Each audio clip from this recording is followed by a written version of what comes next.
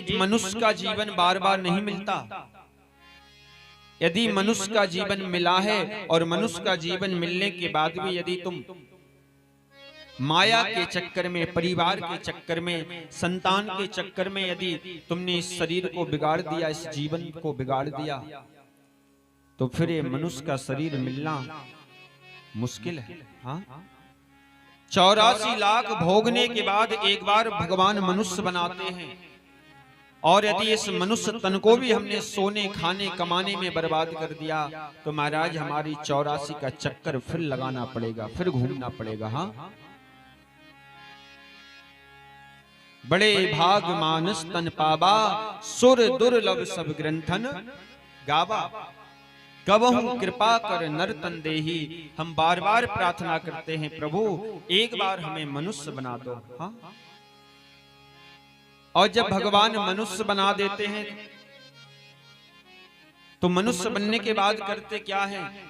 बोले सोने, खाने, कमाने में, धीरे धीरे सोने, खाने, कमाने में हमारा जीवन बेकार हो जाता है, चला जाता है।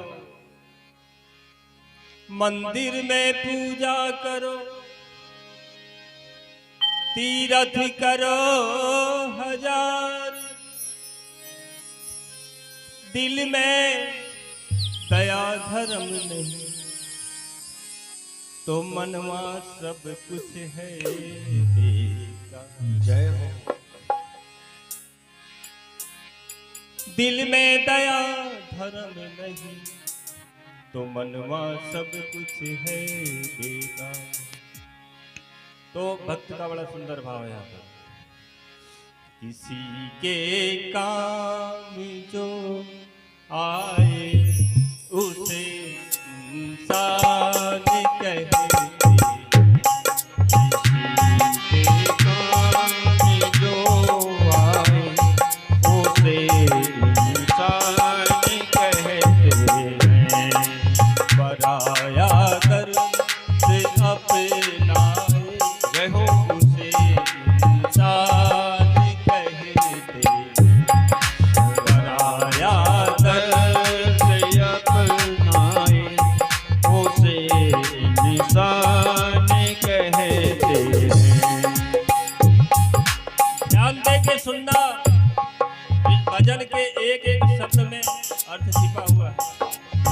इंसान किसे कहते हैं? अभी महाराज तो बता रहे थे, यह दुनिया के एक उलझन है, कहीं धोखा, कहीं ठोकर, कहीं धोखा, कहीं ठोकर, कोई हंसी हंसी के जीता है, जय हो।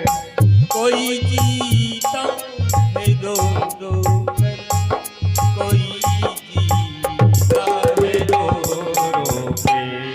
जो मुश्किल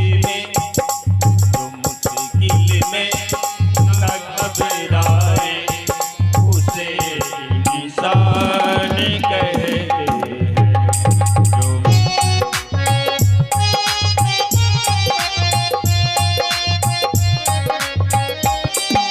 हरि बोल।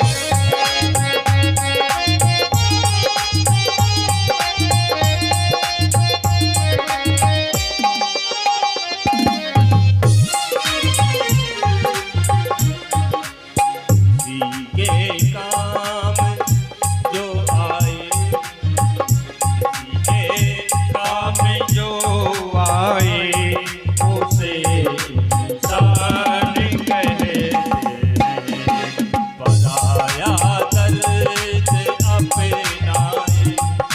पराया दर्द अपनाए उसे इंसान कहते हैं। जय हो।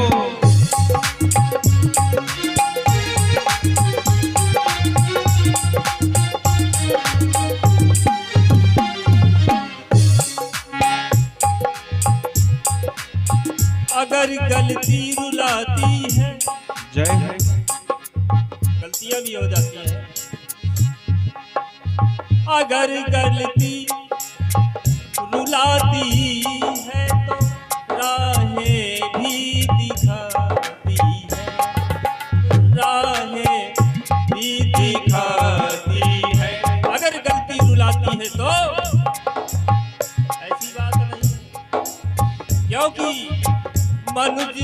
गलती का पुतला है तो अक्सर हो ही जाती है, तो अक्सर हो ही जाती है।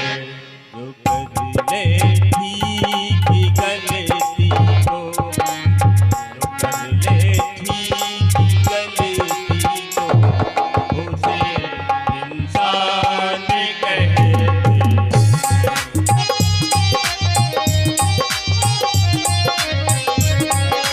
किसी के काम जो आए, के काम जो आए उसे इंसान कहते हैं। बनाया दर्द अपनाए उसे इंसान कहते हैं।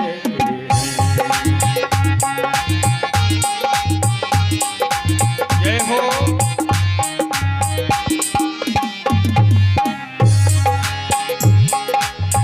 और किसी के काम जो आए उसे इंसान कहते हैं, अब पराया दर्द जो अपनाए उसे इंसान कहते जय हो। हैं। एक दूसरे के दुख दर्द को समझो। यूं भरने को तो दुनिया में, यूं भरने को तो दुनिया में पशु भी पेट भरते, पशु भी पेट भरते हैं, लेकिन जो सबको बांट कर खाए, जो सबको बांट कर खाए उसे इंसान कहते हैं।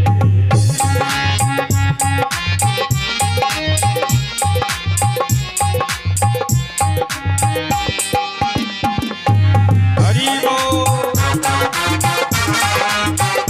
सभी लोग भाव से जय हो।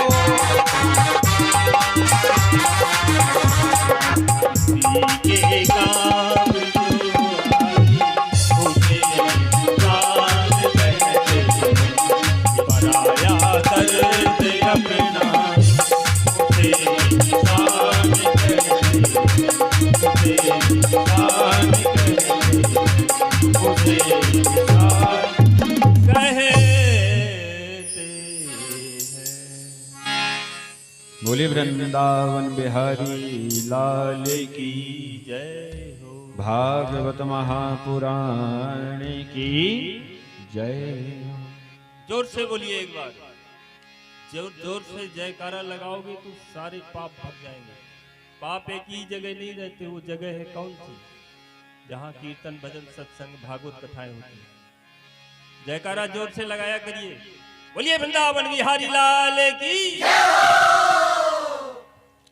धन्यवाद। आज आत्मदेव पंडित जी निवेदन करने लगे, महाराज मेरे जीवन में सब कुछ भगवान ने मुझे दिया, बस कमी है तो केवल घर में कोई संतति नहीं है। संत जी ने समझाया, आत्मदेव भगवान को दोष देने से कुछ नहीं होगा। क्यों? क्योंकि भगवान कभी किसी के साथ गलत नहीं करते, याद रखना। हाँ, ना जाने हमने ही जीवन में ऐसे कौन से कर्म किए हैं जिनकी सजा हमें भोगनी पड़ती है, जिसका दंड हमें मिलता है। इसलिए कभी भी हमें भगवान को दोष नहीं देना चाहिए। भगवान ने कर दिया, भगवान ने ऐसा करवा दिया। हाँ, भगवान कभी किसी के साथ गलत नहीं करते। जैसे एक माँ एक पिता अपने बच्चों के साथ गलत नहीं करता, ऐसे ही मेरा भगवान अपने भक्तों के साथ कभी गलत नहीं करता। हाँ, कभी गलत नहीं करता। हमारे ही आपके कुछ कर्म ऐसे हो जाते हैं जाने अनजाने में, जिसका दंड, जिसकी सजा कहीं ना कहीं हमें भोगनी पड़ती है।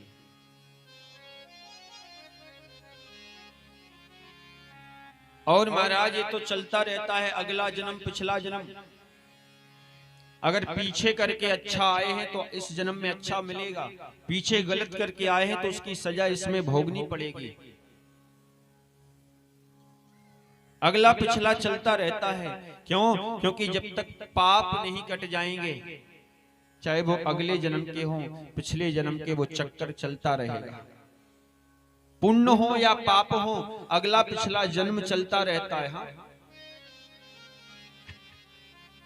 इसलिए संत जी ने समझाया, आत्मदेव तुम भगवान को दोष दे रहे हो, भगवान अपने भक्त के साथ कभी गलत नहीं करते।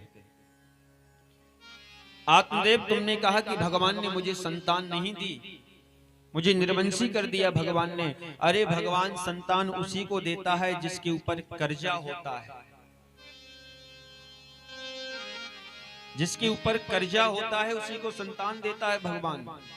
और जो कर्जे से मुक्त हो जाता है उसको भगवान फिर कर संतान नहीं देते। क्यों? क्योंकि किसी का कर्जा नहीं है उसके ऊपर। संतान भगवान इसीलिए देते हैं कि पिता का कर्जा बच्चे उतारते हैं। हाँ, इसलिए संतान देता है भगवान। और जो कर्जे से एकदम मुक्त हो गया हो महाराज, फिर क्या आवश्यकता उसको संतान की। हाँ, उसके ऊपर किसी का कर्जा नहीं है। इसलिए आत्मदेव तुम्हें कर्जे से मुक्त कर दिया है भगवान ने। इसलिए अब तो थोड़ा जीवन बचा है, भगवान का भजन करो। हाँ, भक्ति करो। कई लोग महाराज जरा जरा सी बात पर, हाँ, थोड़ा सा काम बिगड़ जाए, भगवान ने ऐसा कर दिया हमारे साथ, भगवान ने ऐसा काम बिगाड़ दिया हमारा। हाँ, जीवन में याद रखना, भगवान कभी किसी के साथ गलत नहीं करते। अरे सोचिए, हो सकता है हमारे साथ कोई और बड़ी घटना होने वाली हो, पर भगवान की भक्ति कर रहे हैं, इसलिए भगवान ने छोटे रूप में ही उसको टाल दिया। हाँ, निपटा दिया।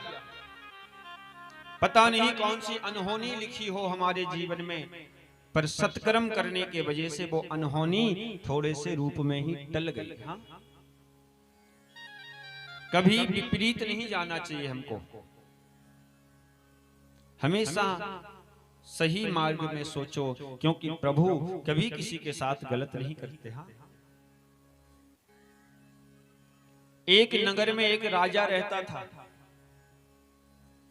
वो राजा एक दिन चाकू लेकर एक फल काट रहा था खाने के लिए। अचानक फल काटते काटते उस राजा की धोखे से उंगली कट गई उस चाकू से। फल काट रहा था, फल काटने के चक्कर में उस राजा की उंगली कट गई। राजा की जब उंगली कटी तो राजा ने मंत्री को आवाज दी, मंत्री मेरी उंगली कट गई है। मंत्री दौड़कर आया, राजा को देखा, राजा की उंगली कट गई थोड़ी सी। हाँ, मंत्री ने कहा, राजा साहब परेशान मत होइए, भगवान जो करता है वो अच्छा ही करता है। अब तो राजा को गुस्सा आ गई, मेरी उंगली कट गई और तुम्हें पड़ी है कि भगवान जो करता है वो अच्छा ही करता है। मंत्रियों को आदेश दिया, जाओ इसको ले जाकर और कारागार में बंद कर दो, 6 महीने के लिए इसको कारागार में डाल दो, बंद कर दो। मंत्री को पकड़ के महाराज सेवकों ने और कारागार में बंद कर दिया। कुछ दिन बीते, कुछ दिन बीत जाने के बाद वो राजा जंगल में शिकार खेलने गया। अकेला वो राजा शिकार खेलने जंगल में गया। और वो राजा जब जंगल में गया शिकार खेलने, तो जंगल के जो कोल भील होते हैं महाराज, कोल भीलों ने माता काली के मंदिर में मन्नत मांगी थी कि हमारा काम हो जाएगा तो हम आपको नर की बलि चढ़ाएंगे। हाँ, जिंदा आदमी की बलि आपको चढ़ाएंगे। कोल भीलों ने जो मन्नत मांगी थी उनकी मन्नत पूरी हो गई। और जब उनकी मन्नत पूरी हो गई महाराज, तो वो ढूंढ रहे थे कि कोई आदमी मिल जाए और उस आदमी की बलि माता काली के मंदिर में ले जाकर हमें चढ़ाना है। महाराज इधर से राजा वो शिकार खेलने के लिए जंगल में गया। कोल भीलों को आवश्यकता थी कि कोई आदमी मिल जाए। शिकार खेलती हुई जंगल में राजा मिल गया तो राजा को पकड़ के वो ले गए कोल भील। चलो इसी की बलि चढ़ाएंगे। लेकर गए महाराज, वहां पर बढ़िया स्नान कराया उस राजा को मंदिर में। पूरी तैयारी हो गई बलि चढ़ाने की। इतने में एक कोल भील की नजर गई। जो मंदिर के जो पुजारी थे उन पुजारी की नजर पड़ी कि राजा की उंगली तो कटी हुई है। मंदिर के पुजारी ने कहा, भैया जिस आदमी को आप पकड़ के ले आए हो ये आदमी खंडित है, इसकी बलि माता स्वीकार नहीं करेंगे। क्यों? क्योंकि इसकी उंगली कटी हुई है, इसलिए इसकी बलि को स्वीकार नहीं करेंगी माता। इसको छोड़ो, ये कोई काम का नहीं है। आज उस राजा को वो मंत्री की कही हुई बात याद आ गई। भगवान जो करते हैं वो अच्छा ही करते हैं। हाँ, राजा को बड़ा पछतावा हुआ, अगर उस दिन मेरी उंगली नहीं कटी होती तो आज मेरी गर्दन कट जाती। भगवान जो करते हैं वो अच्छा ही करते हैं। आज राजा को समझ में आ गया। हाँ, लौटकर आए, अपने मंत्री को बाहर निकाला। मंत्री से कहा, मंत्री मुझसे बहुत बड़ी गलती हो गई। मंत्री ने कहा राजा से, राजा साहब भगवान जो करते हैं अच्छा ही करते हैं। क्यों? इसलिए कि अगर आपने मुझे जेल में नहीं बंद किया होता, कारागार में नहीं डाला होता, तो शिकार खेलने आपके साथ मैं भी जाता। और आपकी उंगली कटी थी, आप तो बच जाते महाराज, पर मैं तो पूरा ठीक ठाक था, मेरी गर्दन चली जाती। इसलिए भगवान जो करते हैं वो अच्छा ही करते हैं। जो करते हैं भगवान अच्छा करते हैं। मेरी गर्दन चली जाती, इसलिए भगवान कभी किसी के साथ गलत नहीं करता।